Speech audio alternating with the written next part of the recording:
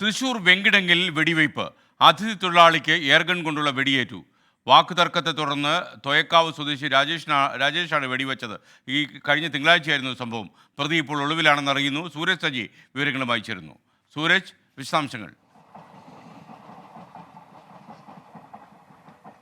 തിങ്കളാഴ്ചയാണ് ഈ സംഭവം നടക്കുന്നതെന്നുള്ളതാണ് പറയുന്നത്. തൊയ്ക്കാവ് സ്വദേശി ഈ രാജേഷിന്റെ വീടിന്റെ സമീപത്ത് ജോലിക്കെത്തിയതായിരുന്നു ഈ ഇതര സംസ്ഥാന തൊഴിലാളികൾ. അതിൽ വെടിയേറ്റത് ഈ അസം സ്വദേശിയായിട്ടുള്ള അമീനുൽ ഇസ്ലാമിനാണ്. അമീനും അതുപോലെ തന്നെ ഈ കൂടെ ഉണ്ടായിരുന്ന ഒരു തൊഴിലാളിയും തമ്മിൽ തർക്കമുണ്ടായി. ഇവർ വീടിന് പരിസരത്ത് വെച്ച് തർക്കമുണ്ടാകുന്നത് കണ്ടാണ് രാജേഷ് അങ്ങോട്ട് എത്തുന്നത്. രാജേഷ് ഈ തർക്കത്തിൽ ഇടപെടുന്നു. പക്ഷേ വലിയ രീതിയിലുള്ള ബഹളത്തിലേക്ക് പോവുകയായിരുന്നു. തൊട്ടു പിന്നാലെ രാജേഷ് വീട്ടിലുണ്ടായിരുന്ന ഈ പക്ഷികളടക്കം വെടിവെക്കാൻ ഉപയോഗിക്കുന്ന എയർഗൺ എടുത്തുകൊണ്ട് വന്ന ഈ തൊഴിലാളിക്ക് നേരെ വെടിയുതിർക്കുകയായിരുന്നു എന്നുള്ളതാണ് പോലീസ് പറയുന്നത്. പിന്നാലെ ഈ വയറിന് വെടിയേറ്റ തൊഴിലാളിയെ, ഇതര സംസ്ഥാന തൊഴിലാളിയെ ചാവക്കാട് തന്നെയുള്ള ആശുപത്രിയിൽ പ്രവേശിപ്പിച്ചു.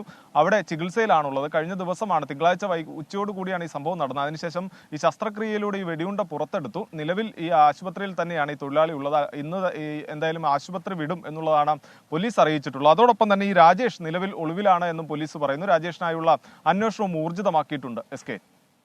Okay, thank you Sooraj Saji.